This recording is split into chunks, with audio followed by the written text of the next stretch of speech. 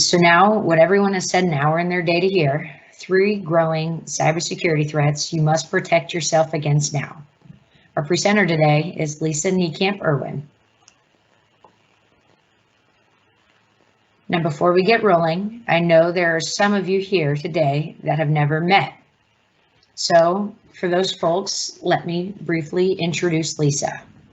She is the founder and president of Tomorrow's Technology Today, best-selling author on Amazon, part of the SolarWinds Partner Advisory Council, featured in MSP Success magazine, and currently the president of the Toledo InfoGuard organization, which is a partnership between the private sector and the FBI.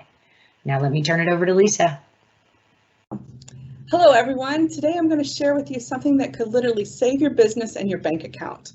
I'm going to show you how you've been able to help business owners like you here today drastically reduce your security risk. I think most of you are going to be shocked at what I'm going to share with you. And the good news is that you will know about these threats. You'll be able to protect yourself and your organization against the growing army of cyber criminals who are working day and night to hack your systems, to steal your data, corrupt your organization, and really rob you blind. And ultimately, I know you're here to make sure you don't lose everything in an instant that you've worked so hard to achieve.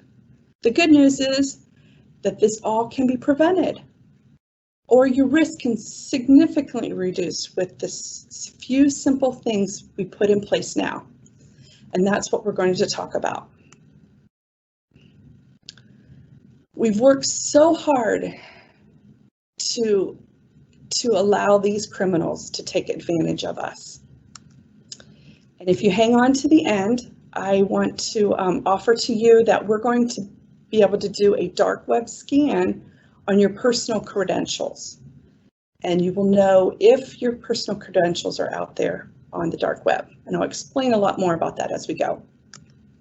I just want to mention one of the case studies that 90% of our assessments that we have done and 100% of our prospects that have turned into clients this year have had failed backups and they didn't even know it. So it's important for you to understand the technology in your business. You don't need to know all the details, but you need to make sure that you are protected. There's been a significant risk, a significant increase in the sophistication, the frequency, and the severity of cyber attacks. And we'll be talking about a lot of that here in a minute. But because of this, we've been watching these trends and putting in place new technologies, protocols, and services to protect our clients. However, many of these things that have worked just even a year ago are no longer effective. So plus the attacks are becoming more frequent, and with the new work from home environment, it brings a whole new environment to protect. This is why we're going to talk to you today. This is very real, and this is a very serious threat that is escalating, and we want to get this information into your hands.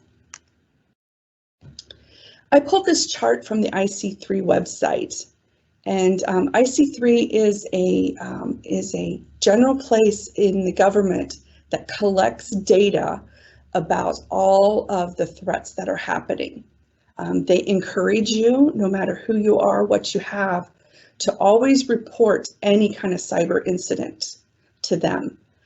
From their website, ic3.gov, they collect all this data, and this is what allows them to pull it all together and be able to understand what's happening and be able to come through with some deterrence and what's actually happening in the world today. One thing I want to state is that the FBI says this all the time. It is now if, it's no longer when. It's no longer if, it is when that you're going to have a cyber compromise. I know several incidences where people have been attacked, have been acted off of emails for wire transfers and bank account changes. Many have had their email accounts that have been hacked. There's been a forwarding rule set up. So then the hacker gets an email as the other person replies back to it. So what they do is they get into the email account, they set up these rules, and then either they stay connected to that email account, or maybe somebody catches on to it, changes their password, something of that nature. Don't look far enough into digging into the forensics of it. And the reply actually ends up being forwarded onto a spoofed email. And then that hacker would then continue to converse with your vendor or another party on your behalf. You would not believe how many calls we still get about, I've got a pop-up that says that I have malware and they want $300 to clean it up, or that the computer actually talks to them and says that you have been infected. Many times, even work from home employees actually call these numbers and have tech support connect to their computers. Usually once it happens and it starts to dig into it more, they, as it goes on, they realize that that was the wrong decision and they call us. We actually had one guy that was talking to them on their cell phone, and he left him connected to his computer at home, but he got in his car, and he was working from home, got in his car and drove up here to our office and told us about it. So, it happens to the best of them. And, when you're in that environment, it is so easy to be caught up in that. This number, $79,841. Average cost that a small business will encounter from a breach. Most of that number is from the loss of employee productivity. But, you still have more there than, you have what it's going to take to get the cleanup. What's most important is that you do the forensics to understand exactly how they got into that network. And if you don't dig that far, it's going to continue to happen. They may lay low and wait for a couple weeks, but unless you've really cleaned them up, they will come back and hit you again. So if this is so common, why don't we hear about it all the time? Well, as we all know, news only wants to report on what's going to sell advertisements. So the shop down the road, the flower shop down the road, isn't, what is appealing to newsworthy. Many people really are ashamed and don't want to talk about it. It's kind of like it is a compromise, and it's an invasion of your business. It's kind of embarrassing, and the probability is that you really haven't done all you should have done to protect your business. So I want to help set the table here and let you and give you a brief history of a lesson in crime. And this kind of shows you why this is happening. So crime has evolved. Originally it started with the bank robber, or the guy that held a person up in the dark alley. They got money, and they would hit people up one at a time. Well, that wasn't prosperous enough. Then they moved into the trains and holding up the people that had their valuables with them. But as technology evolved, and an ever-increasing trend of storing financial and personal information in third-party cloud platforms, the new train robberies are now cybercrime related.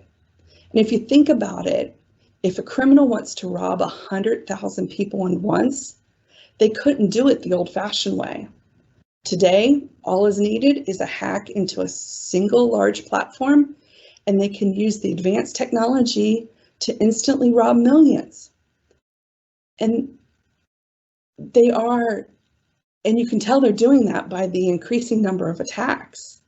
So if you think about it, $1,000 from 1,000 companies, that gives them $1 million. So it really just comes down to, the money's in the numbers. I don't know if you remember the JP Morgan credit card hack.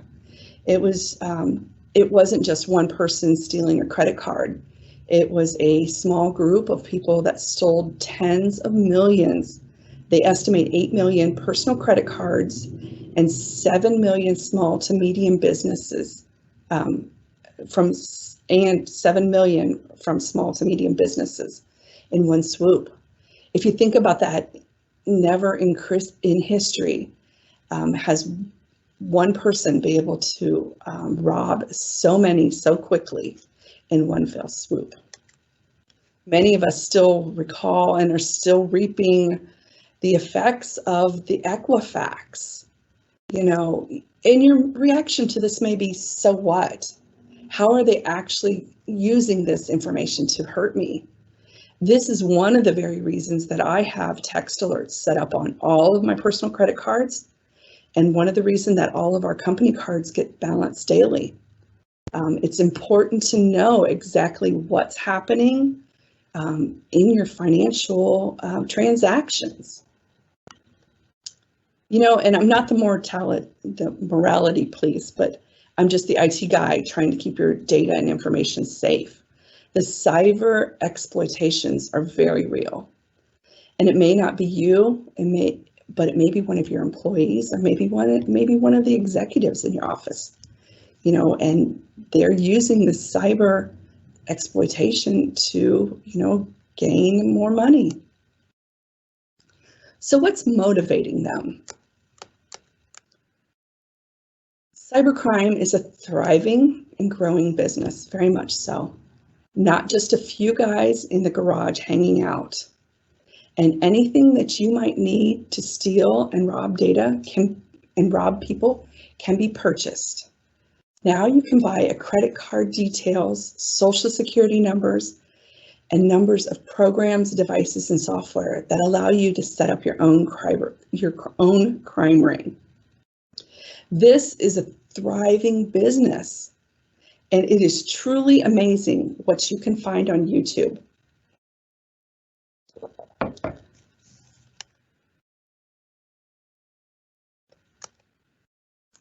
So what's enabling them?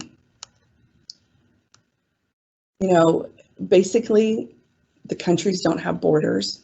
It happens everywhere. I truly believe many of our home-based businesses are part of these cyber rings. You have, and they sell off these jobs. They advertise these jobs as, true positions, doing research for them, things of that nature. You have your consumer routers and your security camera systems with out-of-date firmware, and that enables them for exploitation.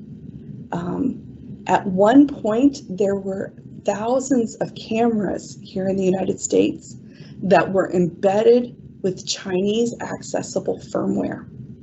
No matter what you did, their firmware still had a backdoor enabled for them to get to that camera. So you could remove the admin user account on that camera, change the password, but the makers of this camera had the ability to get to that camera and see it from their backdoor entry.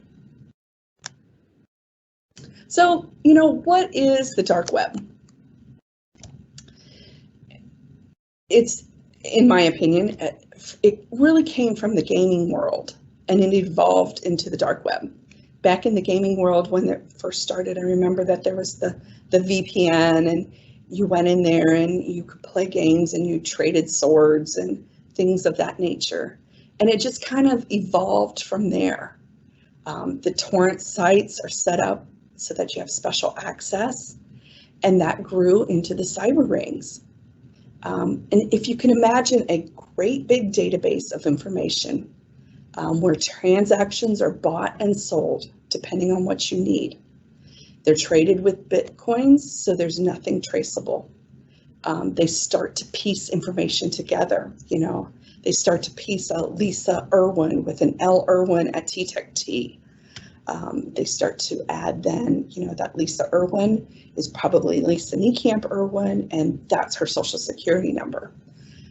So it's just a matter of meshing all that data together, and that's exactly how they're able to use this information to be able to get to things. There are many jobs available that's part of the dark web.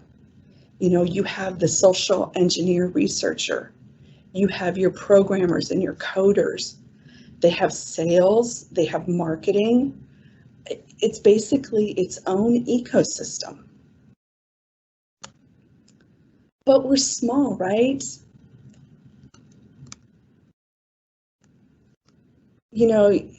I'm just a small business. I'm not a Target, I'm not a JP Morgan. So why would somebody want to hack us? Remember, there are nation state actors and they want to take down the power grids and our large organizations. But there are many, many of those little guys, those little hackers that are just there going to play in this, what we call a spray and pray. They send out thousands of emails hoping that somebody will click. They spoof up that UPS or that FedEx delivery shipment, and as much packages that move across this country, the chances of you expecting a package and looking for the tracking of that, it's very, very easy for them to hit into that. And they just hope that if they send thousands of emails, hundreds will click. And that's exactly how they're going to be able to prosper. So why do they target the small businesses? You got to remember, it's the responsibility of the business to protect the business. Banks expect you to put these pieces in place. So, they're targeting you because they're expecting that you're not going to take the time. You're so busy running the business. I'll get to it tomorrow. It's not important. It's an expense. And that's exactly what they play on. Stealing money is not their only motivation.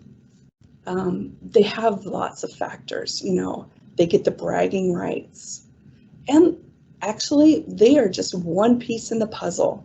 And as they put all those puzzle pieces together, that's what makes them be able to, sell off information or sell their social engineering information to another guy who can actually use that information to gather more data and be able to sell that off to another guy.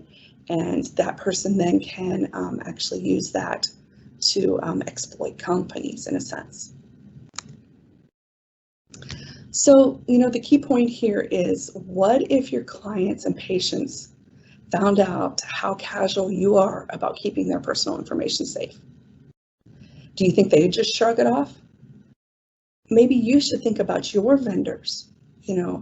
How have you felt when something happened from a vendor? Did that make you start to look into your business? And, are you doing everything you can? Are you being a good steward of their information?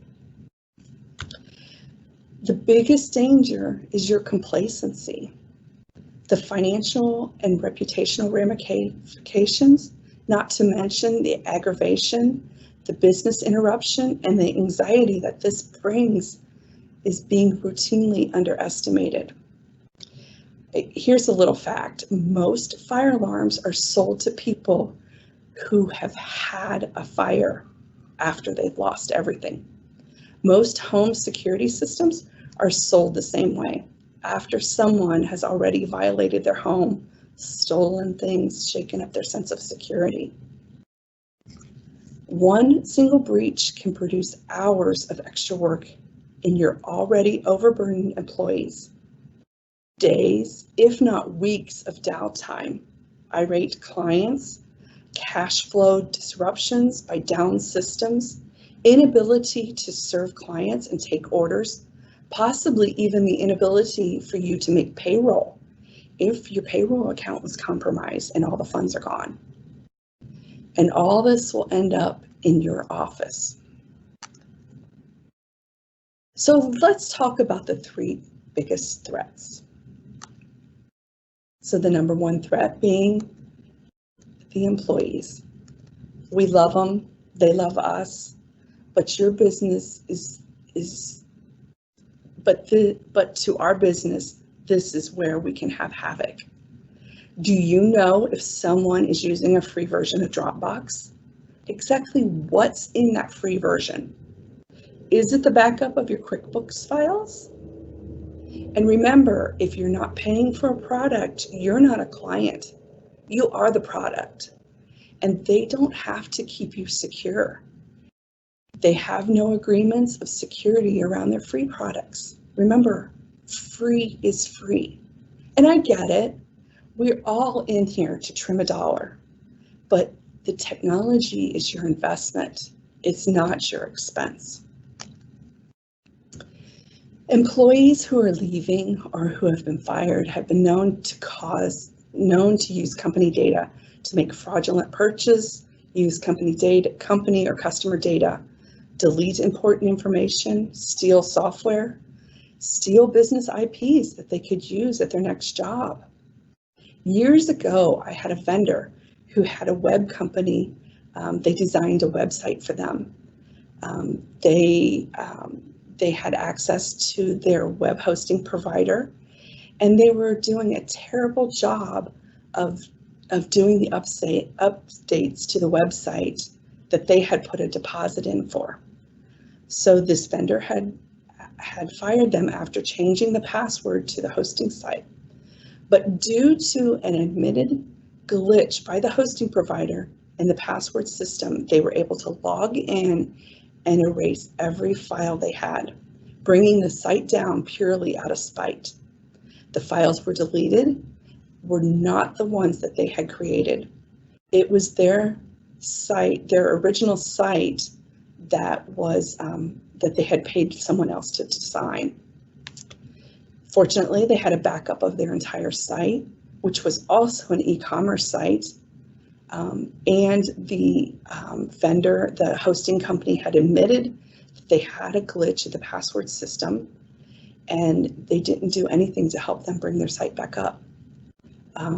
They admitted they could never actually get anyone on the phone, and they said that they, through their support emails, they had said, we don't keep backups of your site.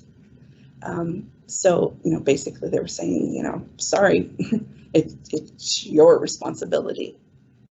So, you have to keep that in mind as things change. Shadow IT, I had a friend that works for a company, and that company they worked for was hit with ransomware. To make the matters worse, the company was still using tape backup, and they weren't diligent about the tape rotations. And unfortunately, the tape was overwrote with the encrypted files. The company refused to pay the ransomware, and their solution was to their employees is that we will rebuild. Now, my friend had relied on the advice of, had talked to me, prior, a long time ago, actually a couple of years ago. And, what can I do? It's not tech friendly here. Anything you can advise me to do to help, me be able to work more efficiently. I had advised her, to go ahead and get a home version of Microsoft 365. That gives you OneDrive. With that OneDrive, you can access it from your phone, you can access it from your computer.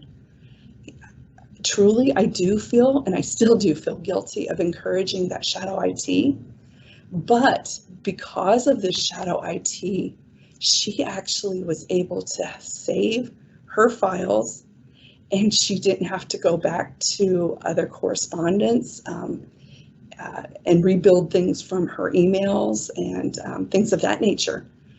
So because of that shadow IT, she was able to save herself. Was that the right thing for the company? No, probably not. People are using shadow IT because they want to do their job.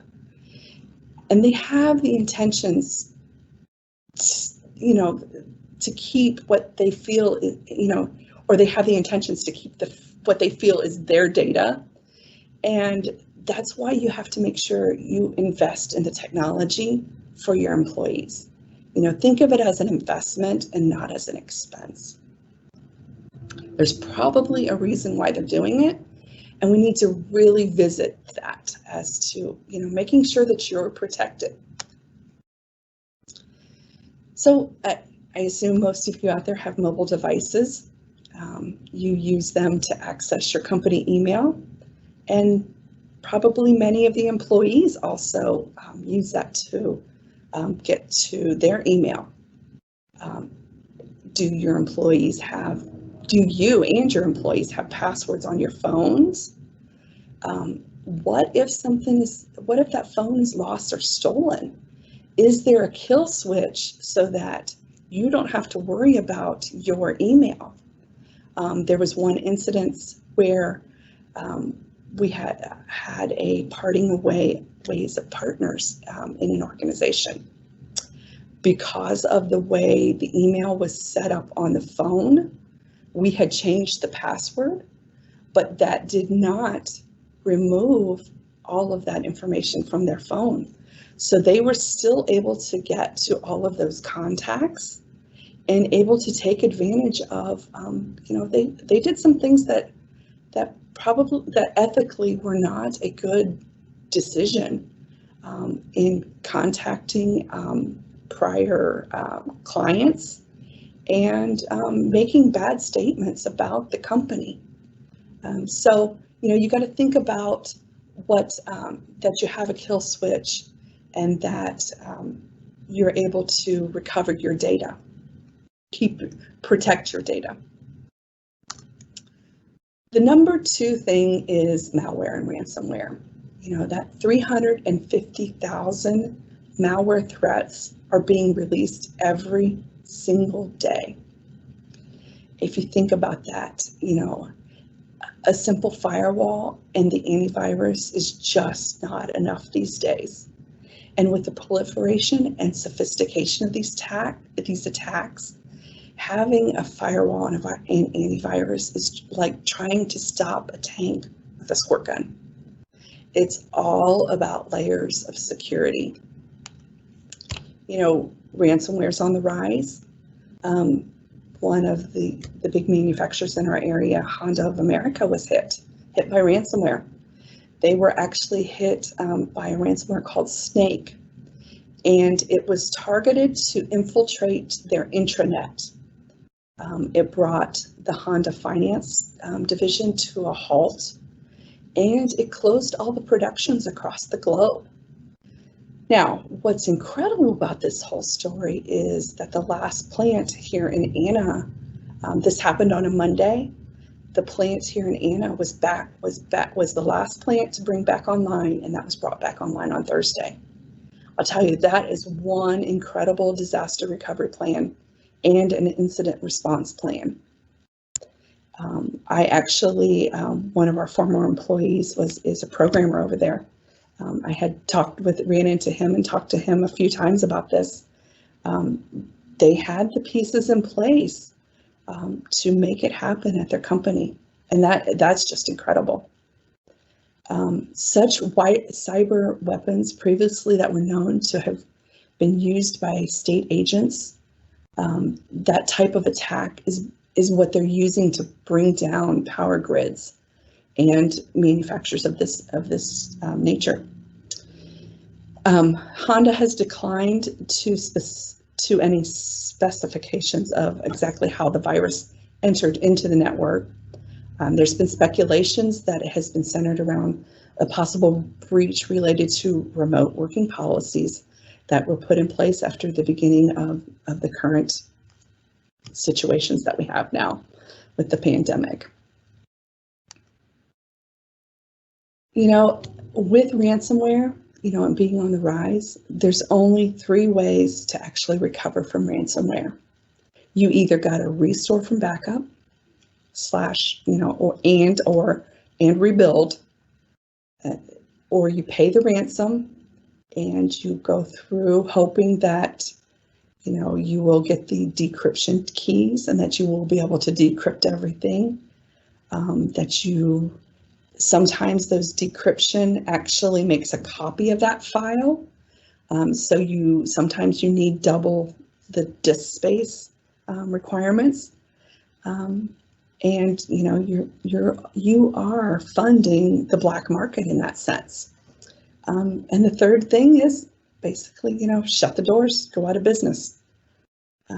So keep that in mind as you think about as the ransomware attacks happen. So, the malware on the smartphones, with more and more people are working on the go, you're reading emails from mobile devices. And I don't know about you, but sometimes reading on that little device isn't exactly the easiest, and sometimes it can catch you off guard. It is very easy to click on something on a mobile device, and if that device is on a business network, it can very easily infiltrate that network, and you wouldn't even know it. Even if you're innocent, the new ransomware is taking a hold where your phone is compromised. There has been incidences where child porn is downloaded onto mobile devices, and you get a notification that you will be reported to authorities for the possession of child porn unless you pay the ransom. Again, here it is, cyber extortion, and it's very real.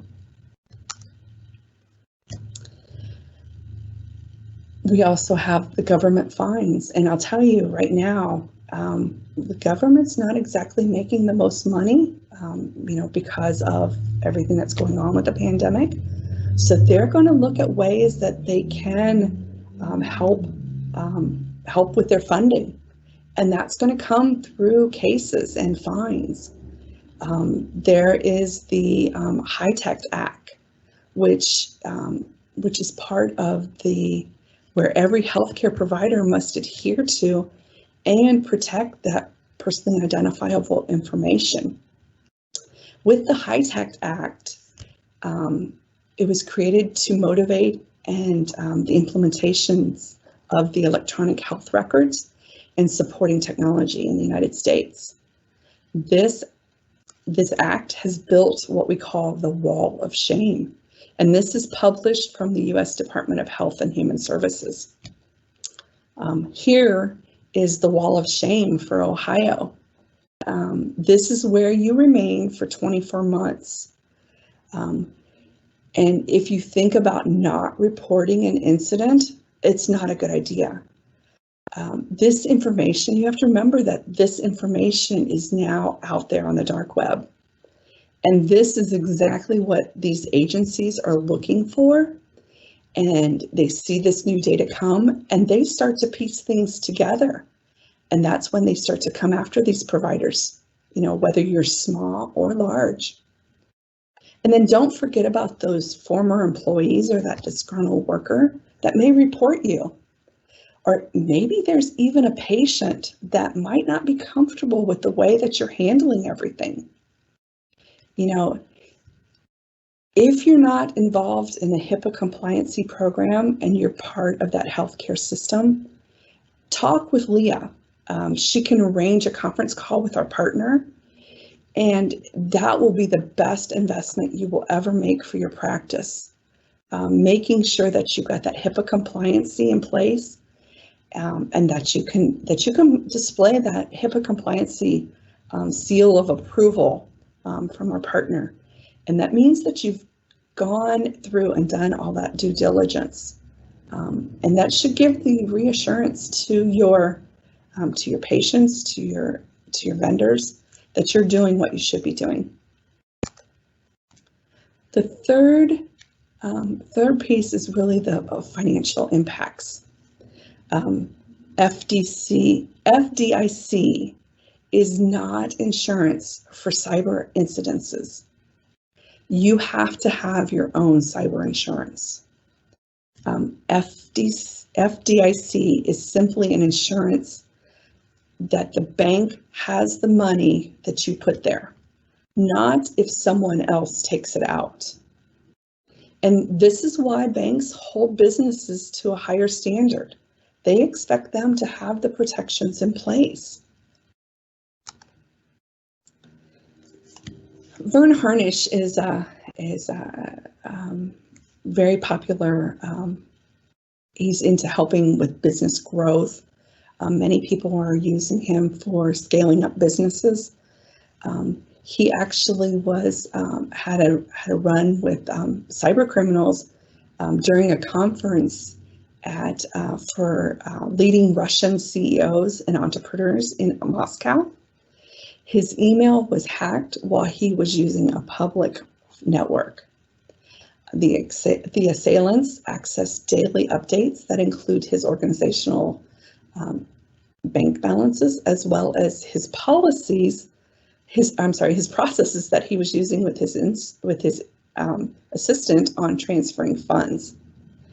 They were able to actually steal $400,000 from his bank account, and it was gone before he had any idea, and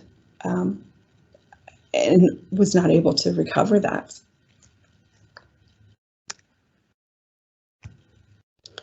I am by no means ditching on community banks nor banks in general, but they are a business to be in business, and they put their security pieces in place. And if you don't have yours in place, why should they have to cover you? You need to understand your bank's policies. I had one client that did not realize that with a business account, she had 24 hours to report a fraudulent transaction. But on her personal account, there was a month leeway. Your bank has rules, and they have various services that you can put in place. They have things like positive pay, and one of the must is multi-factor authentication. Another must is each user needs to have their own login. That way you have the traceability. They shouldn't be sharing user accounts, no matter how small you are. We had a manufacturing company that sends their payroll hours to an accountant, and the accountant processes the payroll. The owner at the manufacturing company caught an ACH transfer because the hacker actually did it at the end of the day, and the ACH email came in, and the owner caught it at that. He caught it because the amount on that ACH transaction was higher than their normal payroll. So went to the bank, had the bank change all the authentication codes, they changed the user login. They went and did all of the pieces. We went, did a full review of everything on their network. Didn't find anything of any compromises. So, we're kind of lingering there, trying to figure out what the forensics is, and talking with the accountant. We were not their provider. We talked with their technology company. They felt it wasn't them, it was the client's bank account that got compromised, So After we had everything changed, they do every 2 weeks payroll. Second payroll went through, same thing happened. This time the hacker did it in a later evening, and they spammed the owner thinking that he would not see the ACH email. Unfortunately, there was not enough time for the bank to do a kill chain, so that transaction did go through. But in our opinion, it really came from the accounting firm because they were using an outdated firewall. The hacker took advantage of a vulnerability in that firewall and put a man in the middle, what they call a man in the middle. So basically this hacker was sitting in the middle of the transactions that were going through that firewall. And they literally could see, the user ID and the password, the authentications that they needed to put in, and to be able to swap out that ACH file. They were able to basically intercept that ACH file. They did put a new firewall in place. They went to the ISP. The ISP did some changes on their side. Our client did go to paper checks for a while. And our advice to our client was to proceed with caution.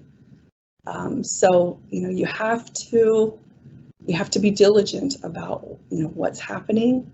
You've got to protect your bank accounts and watch them closely.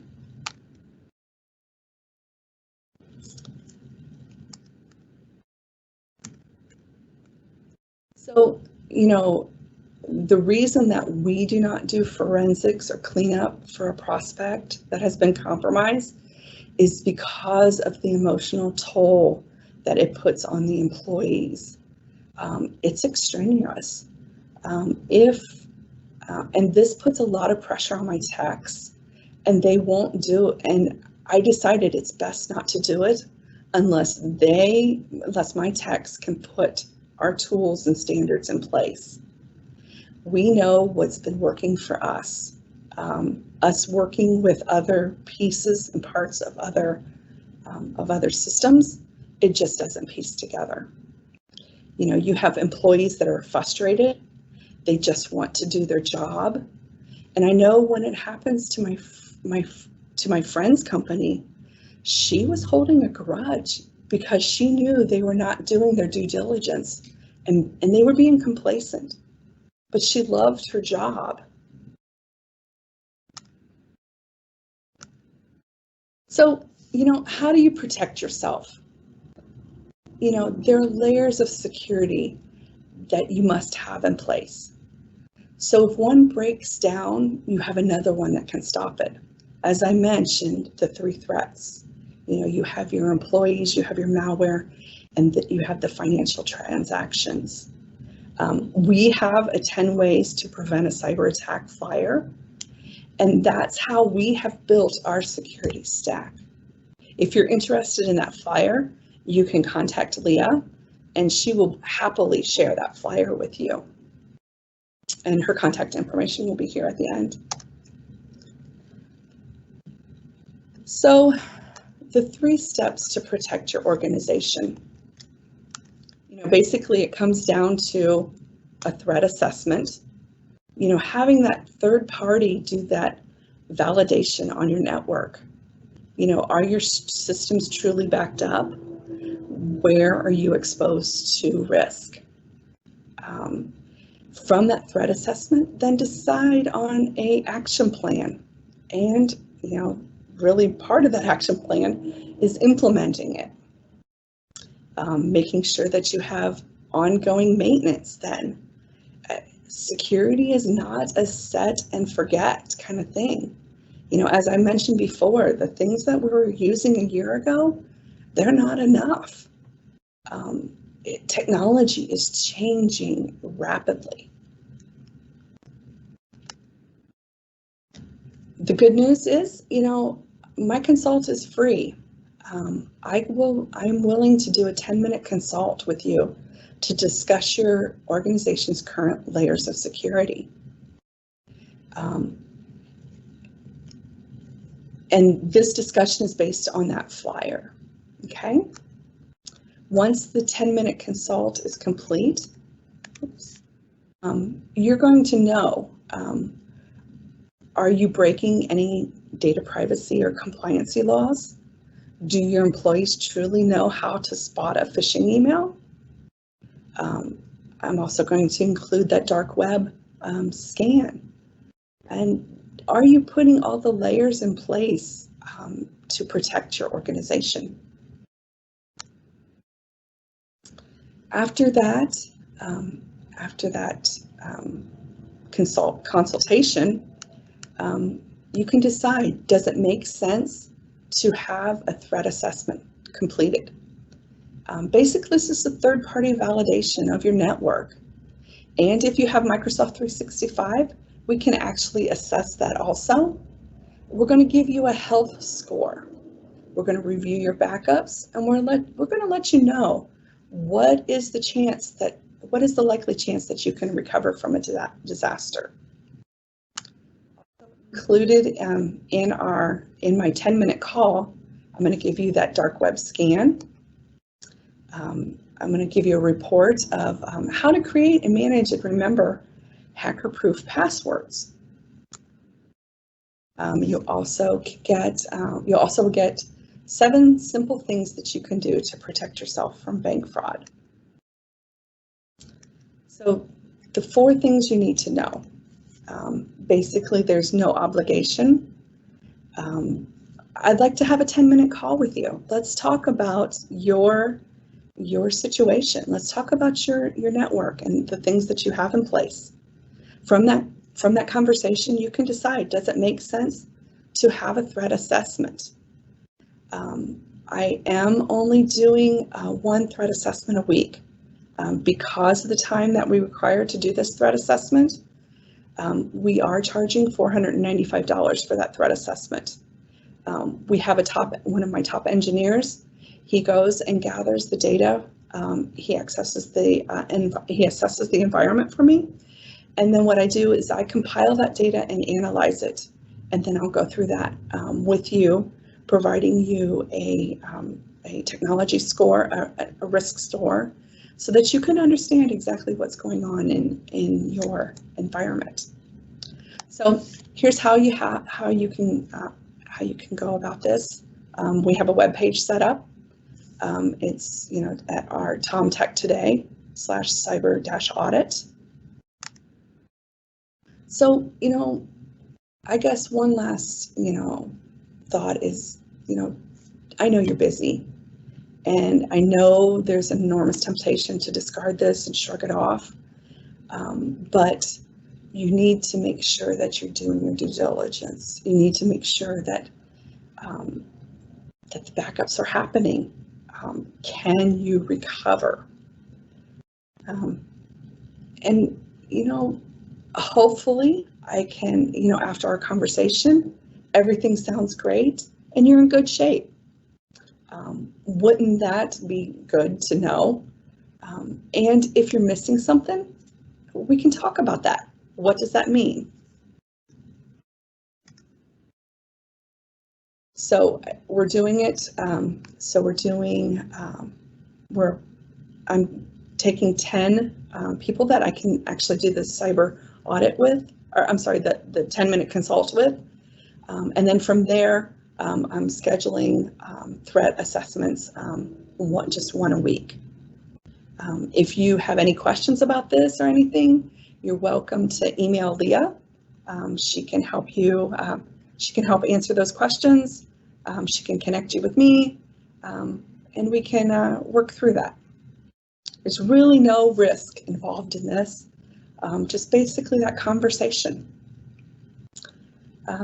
Looks like we have about 7 minutes left. Leah, do you have any questions that jump in here? Nope, I don't have any at this point, but feel free to use this time, everyone, to ask any questions you might have had about Lisa's presentation or anything.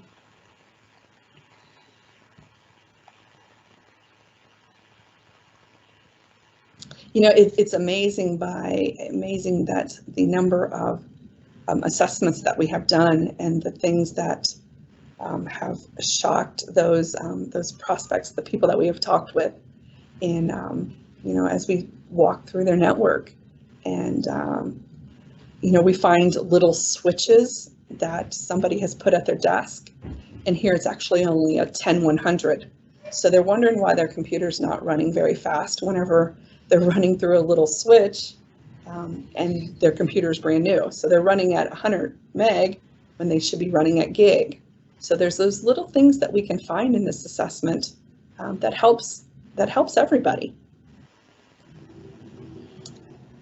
Any other questions that have come in?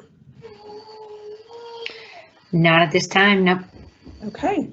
I think at that point, then we will call it a wrap. If anybody needs anything, please feel free to reach out to us. We're here to help. We truly do want to help you. This is not about sales. This is all about making businesses protect themselves. So thank you, and thanks for attending today. Thanks, everyone. Have a great afternoon.